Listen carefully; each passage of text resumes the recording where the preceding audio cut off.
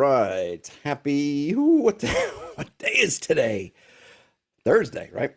Thursday. We are June 2nd. So being that it is now June, I thought it would be a good time to have another one of these monthly hex crawling Q&A things, AMA, whatever. We can talk about everything. I'm going to take my cues from you folks who are here in the chat. So welcome those of you who are here. Hopefully, folks have questions and stuff. In the meantime, while people are getting settled and finding their footing and coming up with hopefully things to talk about, I thought we could go. There was a good question, as you can see, I posted it up here on the OSR, asking for favorite systems, adventures, scenarios, blogs, YouTube channels, podcasts, whatever. I thought we could take a look at some of that stuff that is in there in the meantime, and just see where the conversations take us, and hopefully some good information will come out. I find usually it does, but we'll see. I haven't read. I mean, I kind of breezed through some of this. I had my self-promotion hat on, and actually somebody was kind enough to thank you, Vino Azulman, who, though they linked to my super old blog that's been on my list of things to update and do things with for a long time now, but they did link to that, which I appreciate, and then I just updated with the link to my playlist. I thought we could go through here. Manual of Hexterity came up, which is we covered earlier, which is awesome. I'm always curious what people are doing out in the world, and I think that's been one of the interesting things. So before, when I was doing Hexcrawl videos, I was kind of doing them in a bubble. I would just talk about kind of the processes and the tools that I knew about, was aware of, used kind of personally. As with this Hexcrawling 101 and this aspect, when I've been doing more, I've been looking more to see what's happening out in the wild beyond my own gaming bubble, to see what people are talking about, what people are thinking of. It's been great because it's come up with lots of ideas. It's also been interesting to see the things that people do, the kind of the barriers, the stumbling blocks. I think the thing with the movement is fascinating because it just never even occurred. I mean, this is me in my bubble. It never occurred to me that people would look at hexes as some kind of movement limiter. But I've seen multiple places where people have said, "Look, we have to. We don't want to use this, or we use something else. Or we have to do something because we don't want to. We can't move in every direction." And that never even occurred to me. It was almost mind blowing. And I don't mean that to say that looking down at people like they're, I don't know, the one-dimensional shapes in Flatland or something, and I'm a two-dimensional shape, but just that it just never occurred to me that was an issue, that people were having this sentiment of being limited by the number of sides in the hex. But it does make sense in terms of, if you are using it as a game board, if you're using outdoor survival, you kind of do have to choose to either go more or another, depending on how your hexes are lined up, right? There's some directions that are going to be, hey, we just want to move, it's a flat top hex. We want to move due east. Well, you can't quite move due east if you have to move hex to hex using your, pick up your pawn, move to a hex next door. Well, you can't move exactly due east. You have to either be somewhat either to the north or either to the south. I don't even really think about that because I'm looking at it like it's just this thing, this kind of a grid that we're just putting on for our usage. And so I think of it, I don't think of the party in terms of moving along those kind of axes, but it's clear that a lot of people do. One thing I'm curious about, maybe folks are in here if they have ideas how you play it, is I wonder if this has to do with how people are playing the game in general. Since obviously the modern era, 5th edition, everything, the rise of online tools, Roll20, Fantasy Grounds, insert your virtual tabletop of choice, and that was clearly accelerated with the pandemic, is that you're using these maps. Now, I know they used them back in the day. They would use outdoor survival. I don't know if at that point there was just more of an acceptance coming from war games, coming from other things of understanding, like, hey, it's just a general locator on a board. We understand the abstractions involved, or if they did look at it differently. But I think when you're doing that, you could run into things where in which those limits, those kind of board gamey limits, in a sense, those, hey, this board has hexes, so you have to make a choice, and that choice may be good or bad. You can't really nuance it, or we're not nuancing it. One side says forest, one side says hills. You have to choose. Then those limits seem to be more important than maybe I was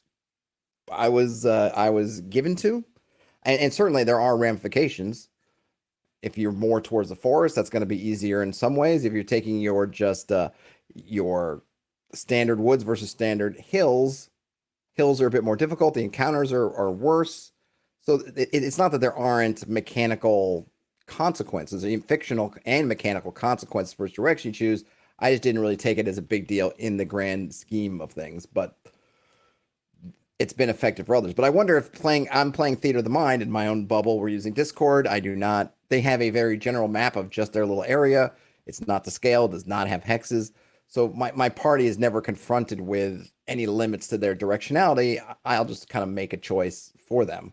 And I could even play in the middle of the hex, like just as in terms of as a GM, I could say, okay, it's hex and forest, hex on one, forest on one hex and hills on the other, and they're in the middle of it. Well, I could just say, well, that's just a mix of forest and hills, or it's forest, whatever. Like I don't mind making that little bit of a conversion between the sort of shared reality we're doing and the abstraction that's there as a tool for me.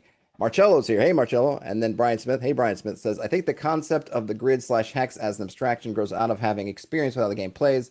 When presented with a grid as a new player, I think it's common to think in those terms. I agree. And I think it's not just players. I think it's GMs or GM as a player that you see it and you look at it a certain way. Whereas I look at it more like an overlay. And in my terms, again, internally, is there some kind of actual fictional thing? And then on top of it, like we were putting layers in Photoshop, or if you're using transparencies, you're putting the transparency over the top with that grid. And then on there, because you're trying to rough it out, you're just sort of estimating, okay, this is, hill, forest, whatever, right? But for me, they're all layers on top. And so I'm always when the players are dealing with it, they're dealing with whatever that shared reality that's at the bottom of it all is. And then for my ease of use, I'm layering these different transparencies on top, but I look at it and that's kind of all that they are. Whereas I think that other folks play with it, that it's more, no, really, this is what it is. And I think that's going to lead you to make different decisions about how you play it, how you run it, kind of all that jazz. Brian Smith also says, when a DM presents a hex map, a player can easily assume that this is what I have to work within, rather than guessing the grid as a tool applied over the map to help run the game. Same idea that arises when a player looks at their sheet and sees skills as, these are my options. Yep, that's very good points. And Ian says that they just can't get around populating any sort of hexes to the point where they'd be useful. I'm curious to know more about that, Ian. But tell me more, Ian. Type up something more if you can, if you may, if you wish, about that. The what you find is the limiting in the populating. Is it what you think? What is the limit in populating stuff? In the meantime, let's see what Lower Standards had to say. They use a simple system for their Underdark Hexcrawl game. One hex is 8 kilometers and takes about 1 day to pass through. Crossing each hex requires a D12 roll from the group. 1 to 9 equals an environmental feature, and they have some kind of big table for that. 10 equals an abnormal hazard, which they have another table for that. 11 is a hostile encounter. Again, another table. 12 is a hostile encounter during an abnormal hazard, in which case you do both tables to put that together. If the players choose to cross a second hex, they check for exhaustion but have lower chance of encounters. If they rest, a second check for random encounters occurs immediately. It's been really easy to adopt, and the players enjoy that entire sessions can be just about getting to somewhere, and it may have just minor discoveries of items and rations, or suddenly it's having to flee a radioactive earth elemental during a flash flood. So first of all, I like this. It's sort of it's like the overloaded dungeon die kind of thing, but on a hex level. They're using it for an Underdark type campaign. So I guess what do they call them? Depth crawls? I don't know, whatever they're called. But you could easily use this for the outdoors also. I like the idea that you could have, I think, or maybe the interesting thing is there's no role that's nothing, which is interesting. Tells you something a little bit. Maybe you would want to have nothing on some games, or you like. Now, I don't know what environmental feature is. Is that just something that we would just narrate? Okay, you come across a stream. We don't know what the D100 table is, or is it something that they're going to have to spend time overcoming? Is it an encounter in the sense that they're going to have a challenge Or is it just this is something in the environment? The abnormal hazard definitely seems like it would be a challenge, maybe on the weirder side, depending on how you want to read abnormal. And then hostile encounter, and then a hostile encounter during an abnormal hazard. I guess the two things that's interesting is there's no chance of a hostile encounter at just a regular environmental feature, and there's no environmental feature plus abnormal hazard. So it seems like you could pretty easily take this D12 roll and do it in a different way to get some extra oomph in there. But I do like it's a very, very nice, simple abstraction. All right, Ian says that everything's just a point on the map with some distance between. I'll roll on a day-to-day basis, see what they find. Otherwise, I'm just too lazy. I see. Yeah, so it really depends on what you're doing. So we covered before, I don't think it was the first video. It should have been the first video. It was in the Hexcrawling 101. Probably ended up, I think, being the second video, right? On kind of why are you hexcrawling? And part of that is, I think that the reason why you're hexcrawling as opposed to point crawling, as opposed to hand waving it and just doing a Indiana Jones style montage across the map to your destination, is that there's some reason you're exploring. There's some reason why you can't just go A to B, or there's some difficulty. There's a chance that you're going to get lost and consequences of getting lost. And I usually like to think of it as there's some kind of discovery there. You were looking for something and you may not know exactly where it is. Or if you know exactly where it is, maybe you can't take the way you're going. So you might know, hey, if we take the road from Bree, there's a road that leads pretty much straight to Rivendell. Let's just go. Great. Oh, what there are black riders on the road who are going to kill us. So we have to go now deep into the wilds. We knew where we were going on that, essentially a point crawl, A to B on the road. But now we're going off land, and we only vaguely know that we kind of need to go eastward and maybe northwards, or we need to go northwards because we got to get away from the road, and then we sort of got to go eastwards, and then we got to make sure we're not lost and know sort of where to turn back before we end up in a worse spot. That's when you hex crawl. If you're just on the road or you're on an obvious trail and there's nothing going on, then there's kind of no reason to interact with most of the hex crawl mechanics. I mean, you can use your random encounters, whatever you like for that, but there's not a lot of the other stuff doesn't really come up. I think you want to hex crawl when there is stuff to discover and the party is going to be out there in the environment, exploring and discovering. So for Ian, you kind of want to take, and I thought, I don't want to leave this. I think there was, hold on a minute. I think there was a map on here we can use just to, if I can find it, it might be, that one was good, but there was actually another one. That was a very simple one. If I can find it, where was it? Hold on a minute. There was one, it was just a good, here we go. So we got this kind of map.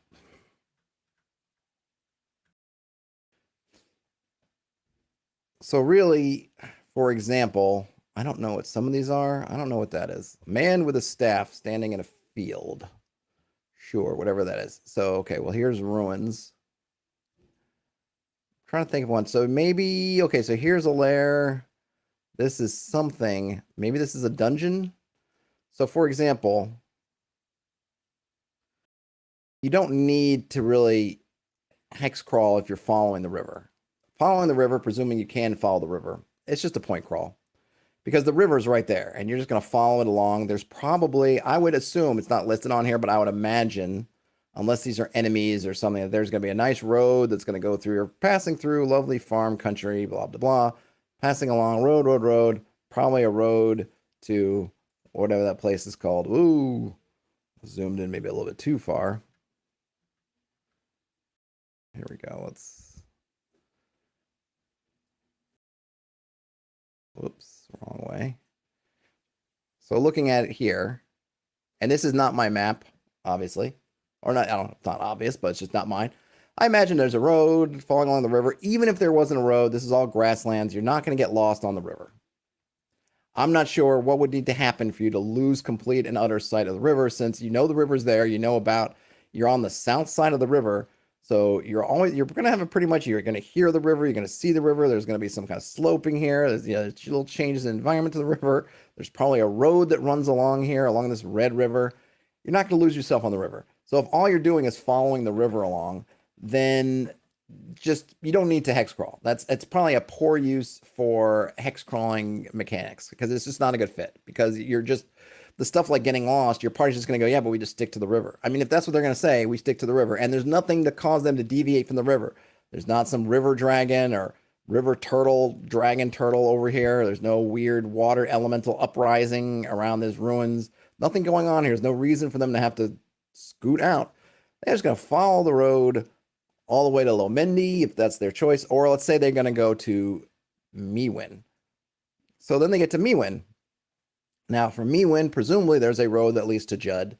And maybe they've heard about that somewhere in this vast forested hills, there's, I guess this is a dungeon. I'm guessing it's not a jail.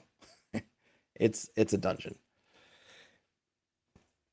This is where you would say, okay, we're in Mewin. We have a map fragment. We have somebody's telling us, hey, pal, some guy just discovered this, but he died before he could say anything. I heard it was in the, do they have a name for this?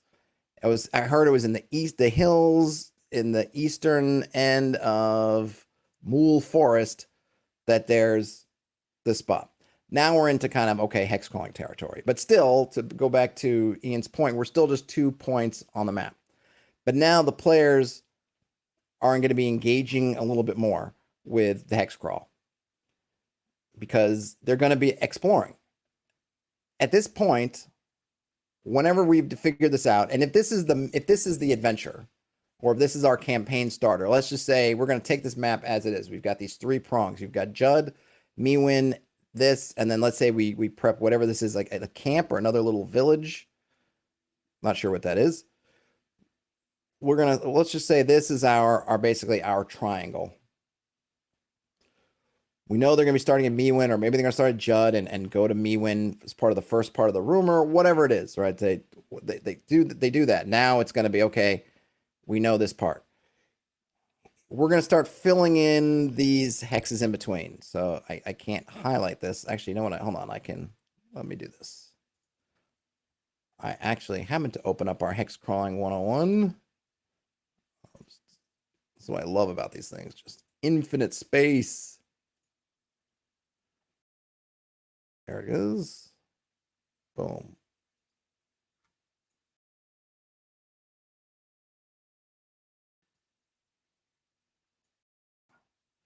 I can actually draw. Oh, no, that's going to give me something else. Nope, delete that. Can I draw here? It's going to let me draw in there? It's not going to let me draw in there. Okay. Anyway, we've got it in here. We got these, or actually we were down here. So we got this space in here. So now we're going to start thinking of sometime in our prep, we know. I'm suggesting at this point that we know between Mewin and here, or let's just say this triangle one, we gotta do something with this space. And let's just say we're gonna do, I guess maybe I would say my starter level advice is think about one thing, one kind of special thing of note in each one of these hexes. And you're looking at it going, oh my gosh, this is 40 hexes. That's 40 special things. But they don't have to be special in that everything has to be amazingly creative and whatever.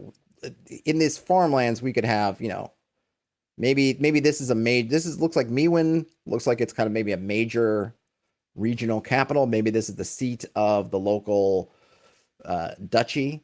Okay. So it's got stuff here. Fine. Then we're going to have, we got some hamlets out here. All these hamlets, villages, little homesteads, things out here. Now we get into the plains. Maybe we could roll up some layers. We're doing we've done in the labs, right? We figure out our kind of wandering monsters for plains, for wooded hills, for woods. So we figure, okay, maybe there's some ants over here. There's some antelope, whatever. We kind of figure all this stuff out. Maybe we roll up and come up with some other interesting little things. Maybe there's some bandits. All this farmland, I don't know exactly where the roads go, but potentially there might be some other things. So now we're filling this stuff in. Maybe we're using some random tables that give us some more interesting results. And we can get as weird with these as we want to, or as mundane. It could just be, yeah, here's where an owl bear lives.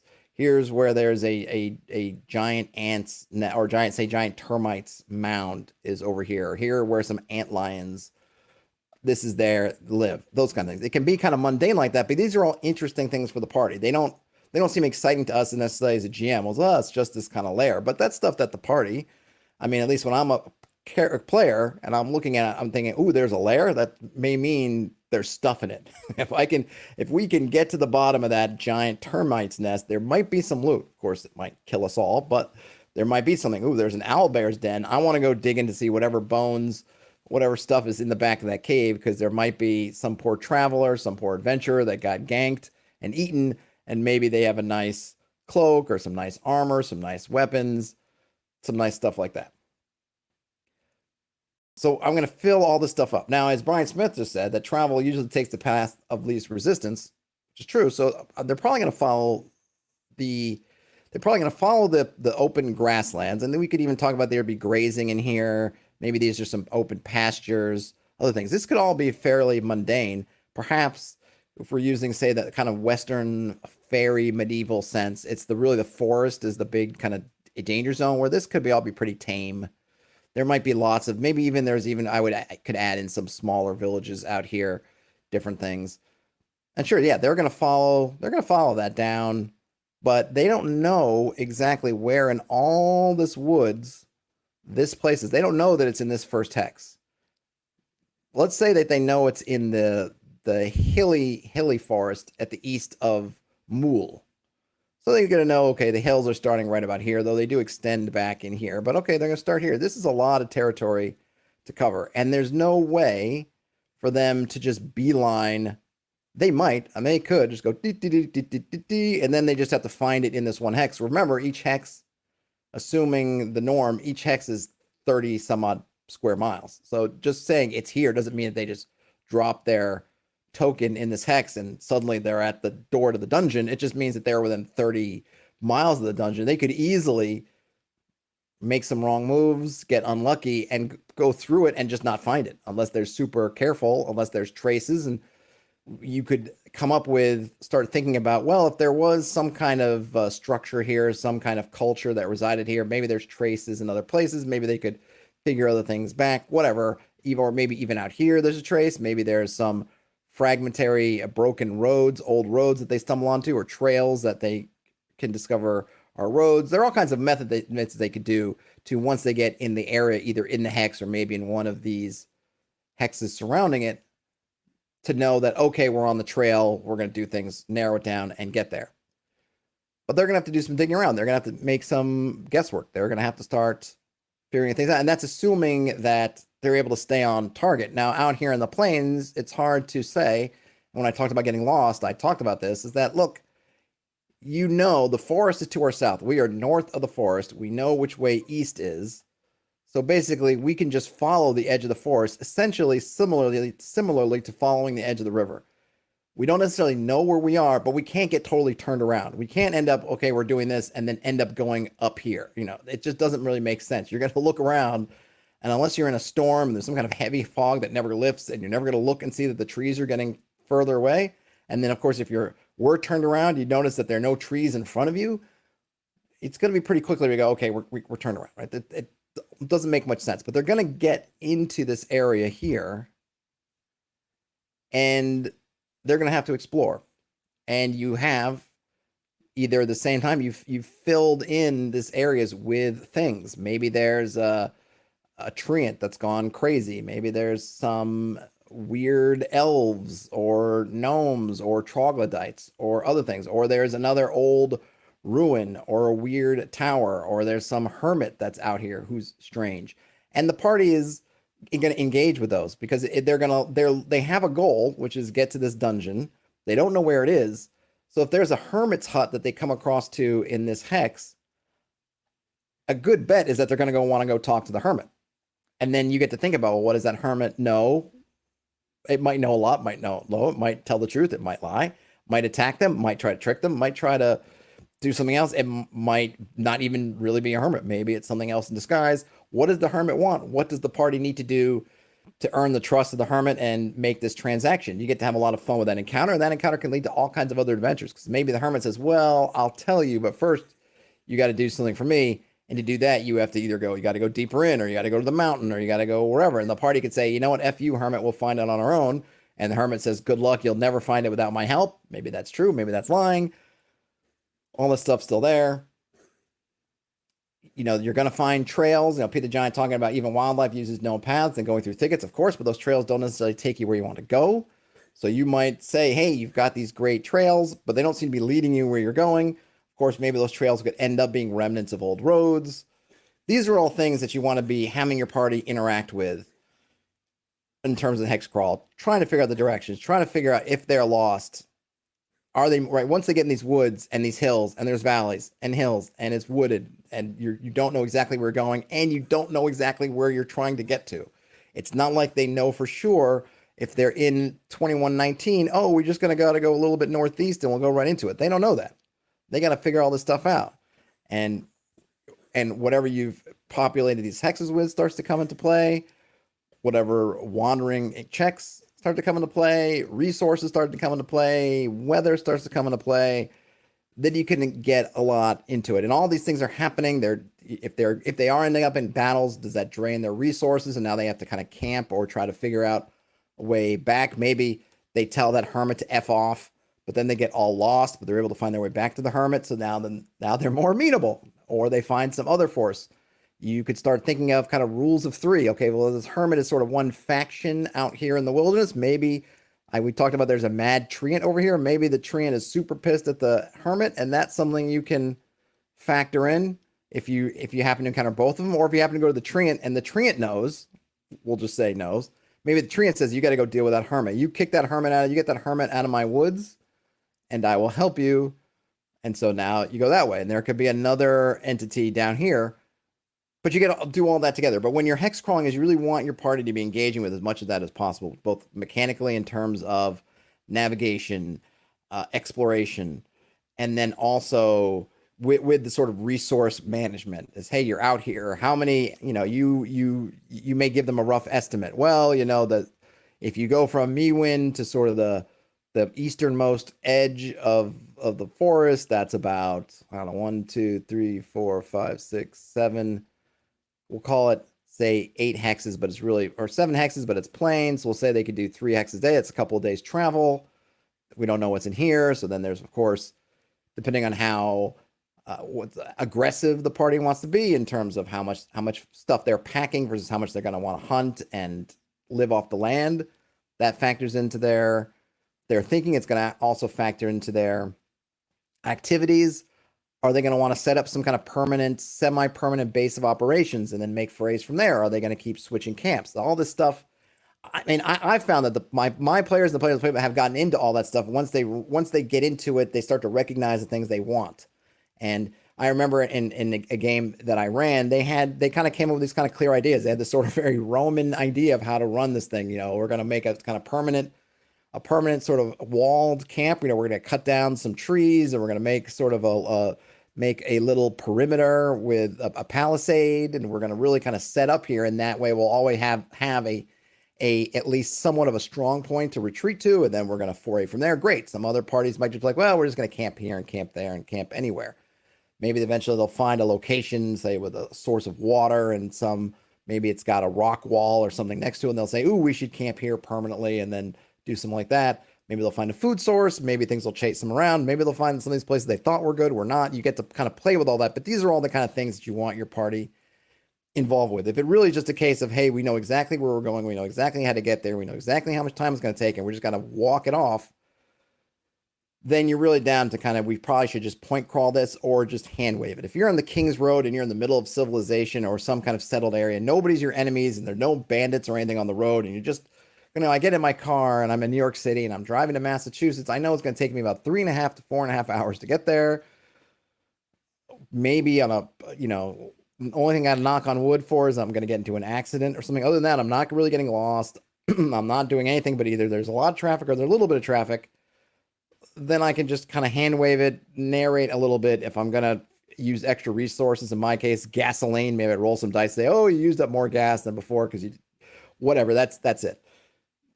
Hex crawling is like, hey, we got to get to, we have one of these, like a map to the Lost Dutchman mines.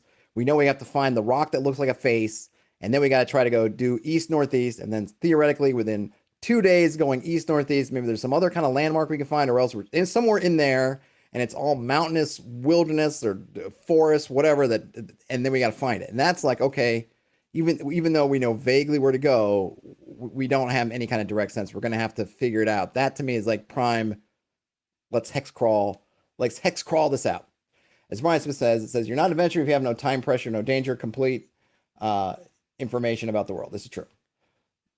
Let's see. Did that help at all, Ian? As I'm backing around, looking at comments here. Andy Duvall says about Worldographer used to have an auto-gen hex locations that use some kind of random roller for settlement details too. They might still have it, Andy. I haven't looked at it. Oh, Andy says they removed it. Okay, well, that's a bummer if they did. But it sounds cool. I mean, there's lots of tools out there. It's not. I mean, it would be nice if Worldographer had that. It would be nice if Worldographer surfaced some kind of like programming language or something similar to, I forget that tool where you could just make a bunch of tables and have it roll on them for you. Maybe Worldographer 3 will have something like that. And he also said that they set up pre-made set piece encounters and then use random tables for most of the hexes they explore. Yeah, I like to lean on, that's kind of the thing. I think you set up a lot of your tables with the kind of stuff that you want, that's relevant, that fits the context. And then you can lean on those either in your prep, where you're thinking, oh goodness, I have to fill 30 hexes and I want to put one kind of thing in there, whether it's a person, place, or thing of some kind of interest. Okay, I can just roll up 30, or I can just say, I'm going to play it by ear.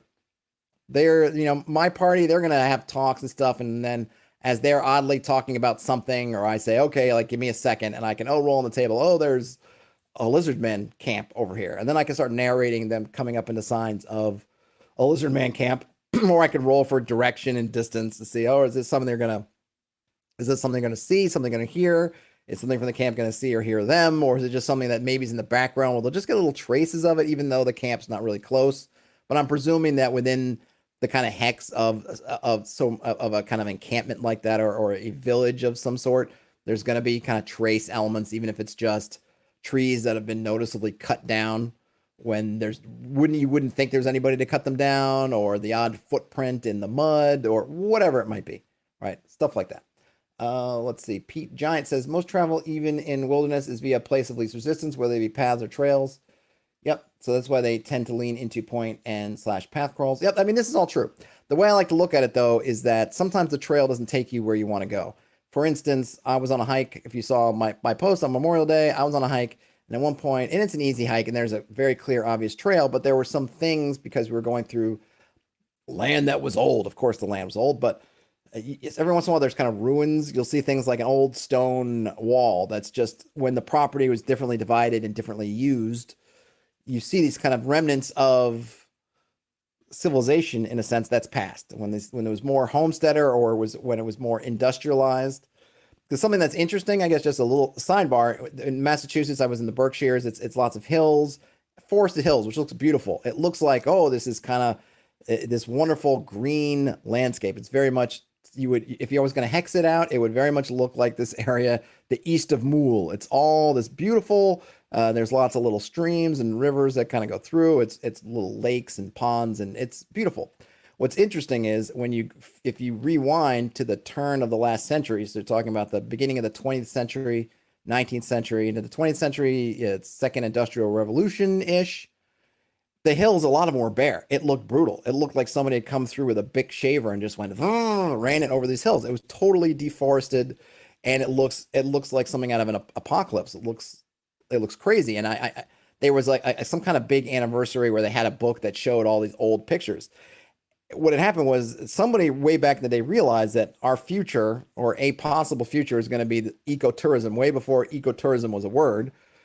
But they started buying up the land and getting it into trusts and the foundations and letting everything grow back and green. So now when you go and you walk on these trails now, it looks like you've been in forest that's been, virgin since before men ever set foot here, whatever.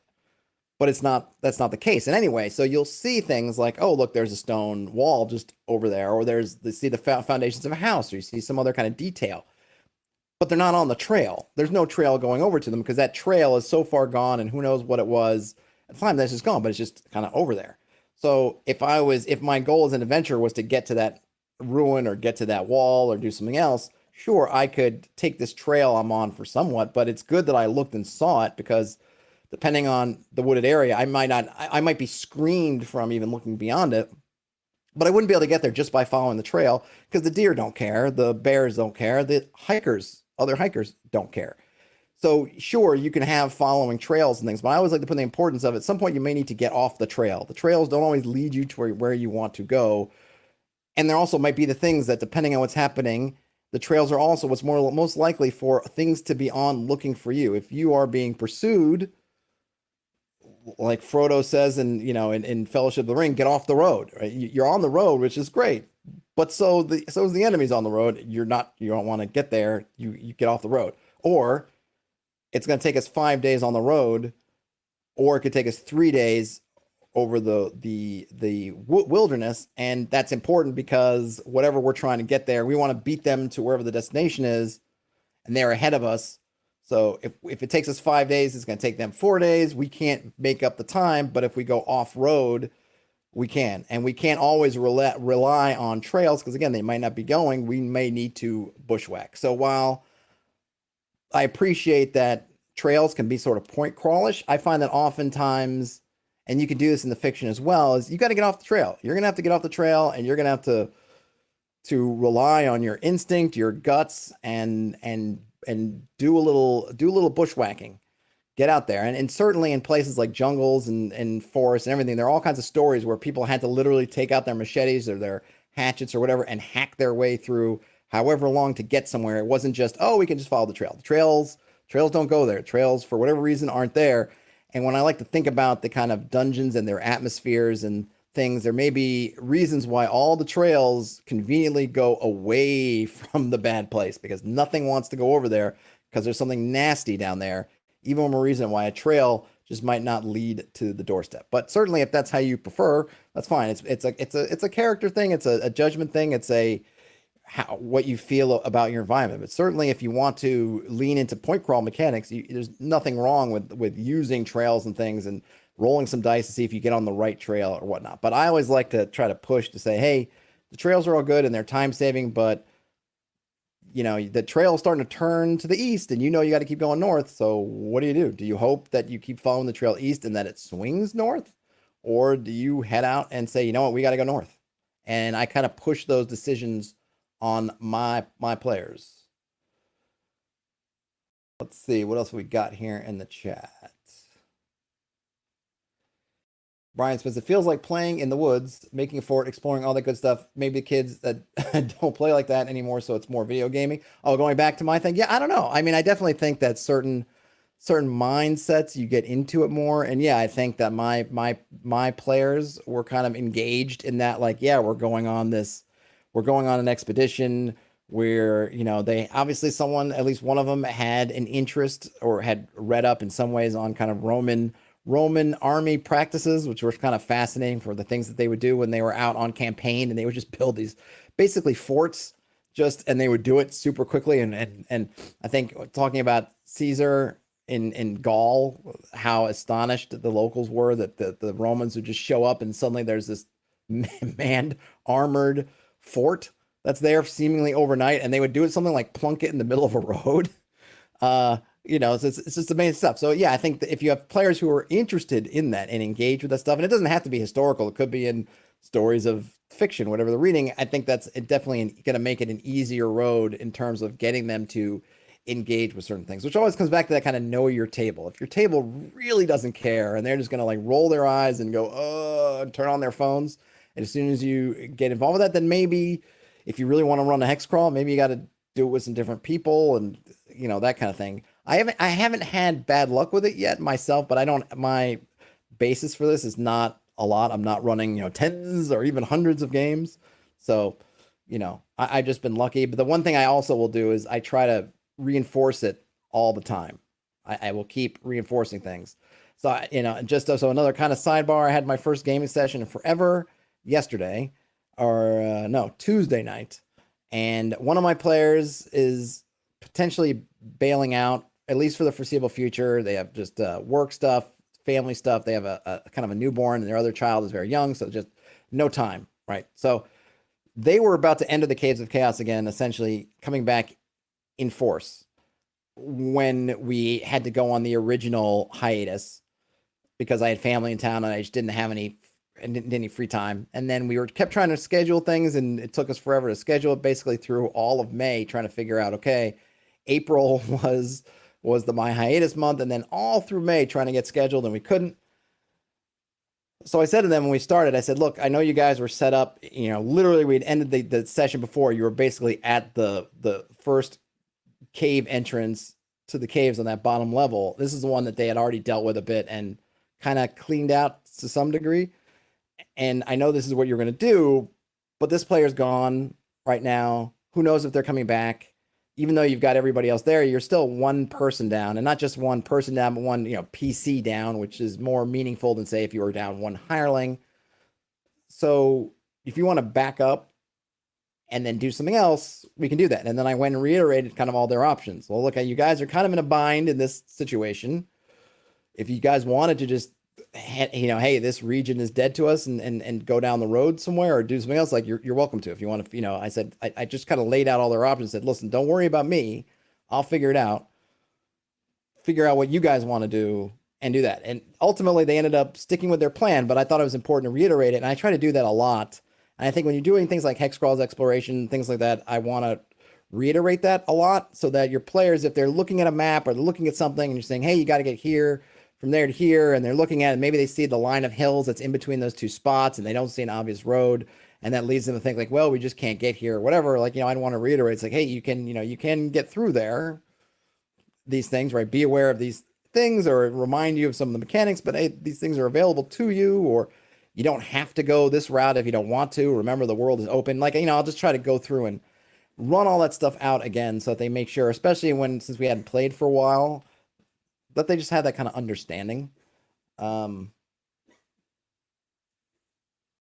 see, just going through the chat here. Pete Giant says they don't skip the logistical stuff. A path maybe as simple as where animals traverse a forest, for example. Yeah, I think that the logistics in a Hexcrawl are important. It's that same thing, that reason why logistics in the dungeon are important, because there are a lot of pressures there, and it's also where you get a lot of that. What's the name for it that I'm spacing out on?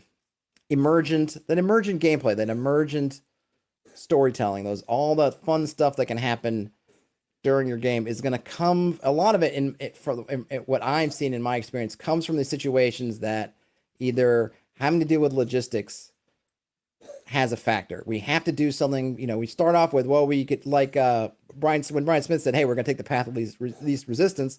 That's the same thing with your resources. If your resources, like, you just have endless food and endless torches and anything else, then you can take you don't have to make any decisions. Okay, well, we can take the long way around, or we could do this thing because we got nothing but time and nothing but all the food we can eat and all this stuff. Great. Well, we'll take the longest, safest road around. It doesn't matter. When you're in the woods and you're down to a day's food, and you realize that maybe, or even half a day's food, let's say you can't even feed everybody that full day. So now you got to try to go to hunt. Maybe you're in an odd spot. Maybe you have to start making choices of, for example, maybe we got to go back to that hermit's house because somehow he's got food. Maybe we need to take the food from the hermit. We need shelter. We've got wounded. All these things are happening. Maybe we need to make a compromise. We had said we wouldn't go into the swamps, but now the quickest way back home, we don't have food to go around the swamps. Now we got to go through. All these kinds of things create a lot of fodder for the story.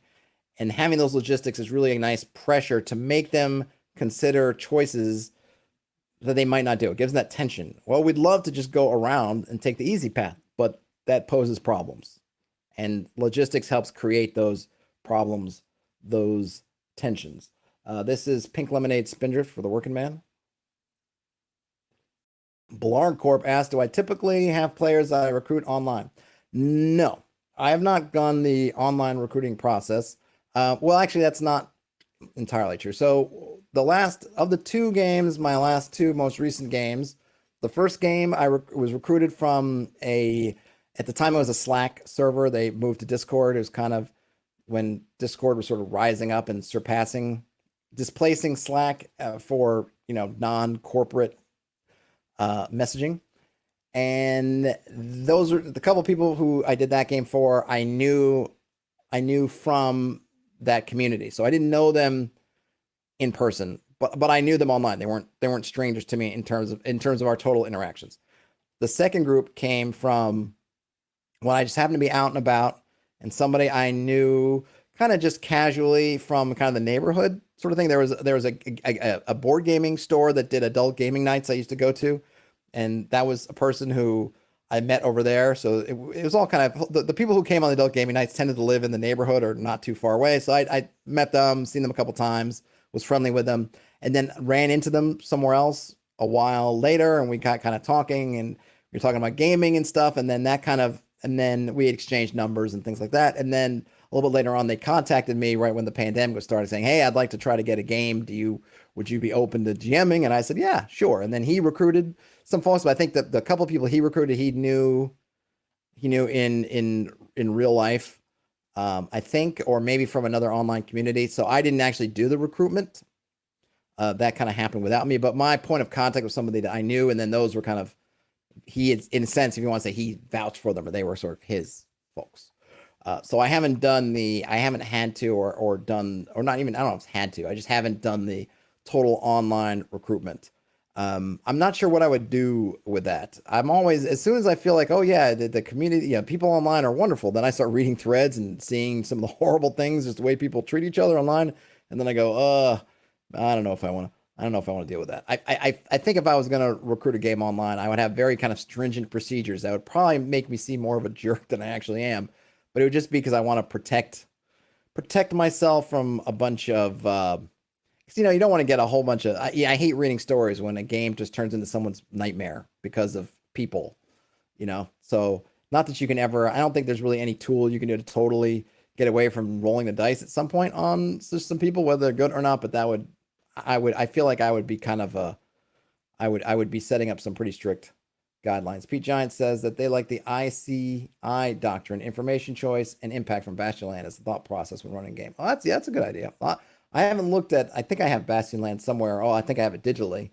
Information choice impact. Yeah, and those are definitely things when you think about hex crawls. Each one of those, right, feeds into. You could think about in terms of that for hex crawls. Information. What do you know about the environment? With hex crawls, there's clearly stuff that you don't know. You have to figure it out. Choices, moving through the environment, picking the paths, picking the terrain, understanding the risks and rewards. Different terrain types have different potentialities for encounters and what's there. So you want to know, hey, if you're taking hills versus the plains, it's not just one is slower than the other one. It's one is inherently more dangerous than the other one. Hills are inherently more dangerous than plains. Swamps even more so, and mountains, I think the same as swamps. These are all things you want that are causing you, and that in itself is information that you're processing to make choices. And of course, the impacts, all these things come together. Environments that are harder to navigate, they're slower to move through. They might be more direct though, so then that's another one of those things. Do we go in the slower route per hex, or or even if you're in a player and you're not thinking in terms of hexes, it's slower travel, but it might be more direct, which saves us time, but it's more dangerous. And then, and then those also become kind of the impacts, how long it takes, how dangerous it is, all that good stuff. Let's see. Anything else I'm missing? P. Giant says I like to use both hexes and paths, so places can be discovered, and encounters, rations, getting lost are still in place. They find less is more, and they can focus on quality. Yeah, you definitely want to focus on quality. And that's something, going back to this map here, one of the things we could say is, because I think before when I was saying, hey, we're going to prep this, and we'll call it a diamond. We're going to prep this diamond between these two. Whoops. I don't know, whatever those are. I don't know what that is. If that's supposed to be an encampment, it doesn't look like a ruin. I guess, whatever, some encampment. So we're going to say, yeah, this, we're going to prep this square. We got all this space in here, and, and I'm not even going to count how many, 36, 48, whatever amount of hexes are in here. And you think like, my goodness, that's a lot. But we have control over that because we don't have to make that much. And this is something I think that happens. People get, and this is maybe not one of the, I don't want to say a problem, but what can happen is you create your whole world at once. Maybe you do it in Worldographer and you just generate entire atlas, the whole planet, blam. Or you go into something like Asgar's fantasy map generator. Give me a planet, well, blam. And so now you've got oodles of hexes and you're going around and you're scattering stuff on there. And then maybe if you're using Worldographer, maybe you're zooming in, whatever you're doing, you end up with, my goodness, there's just tons of hexes in here. But if this is not manageable for you, if we don't have to have it, things don't have to be this far apart. You could easily scrunch up this area, and I don't think you really lose anything. And in fact, if it helps you gain things in terms of now it's more manageable. Now, like Pete Giant said, I can concentrate on more quality and not have to worry about the quantity of hexes. Do it. We don't need necessarily, there's, other than just, I don't even know what, like, do we need 1, 2, 3, like all this, like you could cut down these hexes by half and you'd still have a wonderful amount of room. Plenty of room for all kinds of devilry. You could move Judd up from here, just drag it over here, have these farmlands connect. This is still maybe a day or so of travel, which to me makes sense. A lot of times settlements, when you look at the clusters and the way settlements, when I look at kind of medieval maps, or not even medieval maps, people talking about medieval stuff, they cluster around. They're not miles and miles away from each other. They're not 2 days ride from here to here. It's like you got one of these, and this, again, if I'm judging by the symbol, say this is more of an outpost or maybe just a castle, and then this is, say, call it a regional capital, I think is what I said before. Just move these closer together, eliminate some of these forest hexes, move all this stuff closer. But I think what happens is that we start off with a giant map. We end up creating a lot more work for ourselves than we need to. Brian Smith says the 3 hex Chicago Wiz method proves it out. Get rid of the negative space. Yeah, right. And I think if you're starting from that Chicago Wiz or some other kind of limited area, that works. But I think a lot of the tools, you start off with a big area, and then they give you easy ways to then generate stuff to put in that area. But then you're still left with a bunch of area. And then you might start thinking, well, you're starting to space things out. And before you know it, you've put everything in place and you've done it. And now all of a sudden you're like, oh my gosh, look at these distances. Now, of course, in my mind, I'm like, well, just clean them up. But maybe, the further you get down the rabbit hole with this stuff, it gets harder, which I get it. Like, okay, I've already drawn the river and I've already drawn the stuff in. Now I'm starting to move it around and things aren't going to cleanly move. I want this to be here. And I only want this to be so far from here. But then if I move this and I got to, like, things can get super complicated if you've gone down the rabbit hole so long. Like if I said to this person, hey, you need to just, you could take this entire map and drop it down into this square and just have all this stuff and just push it around in there and you'll be fine. They might think, well, but I've already got this stuff. Or maybe you want the river to bisect it. So you kind of do, something a little bit and you cut that out. But, you've gotten this far and something like Worldographer, it's hard. Or if you've hand drawn it, like I can't go, what am I going to go erase everything? I got to start a whole new map. So to this extent that you can, if I was going to turn this into some kind of tips, since you can do a bottom up, start with a minimal amount of hexes where it's 3 hexes, or I think in my example, I took the 3 and I think I just filled it out just so I could have a little more context, that sort of thing. Yeah, absolutely. I think you should, but the tools in some ways really encourage you to start to go big, to be big. And then you end up with like, look at all those mountain hexes. My goodness. And I'm not even saying that that's unrealistic. I'm sure if you were to look at the maps of, I don't know, the Rockies or something. Now, granted, it wouldn't look like this on each hill or mountain being a 6 mile cube, but I'm sure in terms of the widths and things, that's probably not inaccurate. But in terms of placing something in here, like, yeah, this is just oodles. Like, I don't need that much. Shrink it down, cut it out. But when you start off and Worldographer is going to give you 30 by 40 hexes to start, and then you hit a button and it fills it, or Asgard's is going to give you a whole continent by default, it's easy to just start there. And by the time you figure out what's gone wrong, you're thinking like, oh my gosh, do I need to undo all this work? I don't want to. But then I'm also thinking, well, I don't want to fill out those hexes either, so I'll just hand wave it, even though that wasn't my intention starting off. Let's see. Brian Smith says the style of hex crawling really makes the space between known locations important. If you or your group don't find that interesting, is hex crawling the right style? I would say probably not. I would think though uh, it's kind of what's the word I would say? So interesting interesting is an interesting word. In terms of interest, I think you can put things that are interest. You could put things that are interesting in your hexes. Of course, the $1,000 question at that point is what is interesting? So let's just say we're going to talk about a few hexes around here. You got to know your table. Maybe this is where you might ask your party for not for their, maybe for their character goals, but maybe just for their player goals. What do they want to do? Do they like certain things? How can you tempt them? Would having a tower tempt them, or would out there, or would it not? Or would, if they saw just a cave they didn't realize was there, would they go check it out, or would they not? How some parties, some players, I think are going to get laser focused on whatever their goal is, which can be great. Hey, we're supposed to get from A to B. You know what? I'm not, I got blinders on. I'm going from A to B. There could be fireworks. There could be people showering, showers of gold happening on the other side. I am sticking to A to B like that. And so nothing is really going to interest them. And some parties, you could tell them, you don't get to B in a day. The world's exploding. But then you put like something, oh, look at there. There's a small house on the side of the road. They're going to go check it out. Oh, check it out. Or, oh, there's this, there looks like there's some smoke in the distance. Let's go check it out. It's like, but didn't you hear? We don't get to this place by nightfall. The whole world blows up. We got time. They're going to go check it out. So there's a lot of that kind of figuring out sort of where your party is. This is definitely stuff that you can try to establish with your party in session 0. And kind of like I mentioned in my example with my own game, it's almost like you have to have a rolling session 0 to keep reiterating, repeating, letting them continue to know and educate them on, hey, these things are options, or hey, this or that, and the other thing.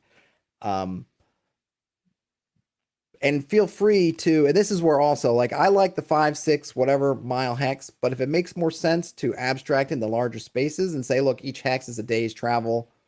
And so it's going to be, say, a 24-mile hex, and I'm still going to go with 1 point of interest, and I'm just going to abstract to the level. Then, do that. That's the cool thing with hexes is because they're abstractions, they don't really affect the real reality. But if it makes more sense for you to say, I'm going to, instead of having, 8 hexes between these two locations, it's going to be 2 hexes. It's going to be 1 hex for Mewin that's going to stretch all the way out to here, and then 1 hex for this. It's going to stretch over here, and that's it. And all I got to worry about, instead of doing 8, I got to worry about 2. And then do that. Then, do it. I mean, they're flexible. They're going to be pluses and minuses for all those things. There's going to be a good points to having the extra, say, detail in your abstraction by having smaller hexes. And there's also going to be good points to having larger hexes in terms of management, in terms of your game flow, in terms of the workload, all that kind of thing. And if ultimately your party doesn't care, they don't like it, they don't want to deal with it all, then yeah, maybe using a point crawl, maybe doing the kind of hand wave and just saying, oh, we left Mewin, roll some dice. Oh, well, after 8 days of hard travel, you end up at the dungeon's door. Maybe that's mark off 8 rations. I'm going to roll some dice to say you got hurt. So these guys got hurt. And now we're at the dungeon. Also, perfectly acceptable. It really is ultimately about finding that balance that's going to work for you. Let's see. We didn't actually get through. Well, we're at the hour. I think there was some good talk. I was going to say, I was kind of thinking we'd get through more of the stuff here, but we really got onto that hex map and using that as an example. I hope that person doesn't mind. I upvoted. I did. That was posted by Diesel Car Suite. So thanks, Diesel Car Suite, for sharing your map that we could use. Folks, if you have other questions and whatnot, feel free to drop them in the comments, drop it wherever you can find me, Reddit, Facebook, Twitter, wherever. Come to the forums.hex.press, and ask them there and get some conversation going that way. If you could give a thumbs up on your way out, I would appreciate it. Tomorrow will be the OSR Reddit Roundup, so we'll be back in Reddit tomorrow, and then next week, there'll be more and more. We'll be partying till the break of dawn, whenever dawn is. Other than that, have a great rest of your day, night, whenever you end up watching or listening to this. I hope this was useful for folks. Hope everyone enjoyed it. I know I did. Oh, what is that? Game on. and I'll talk to you later. Cheers, everybody.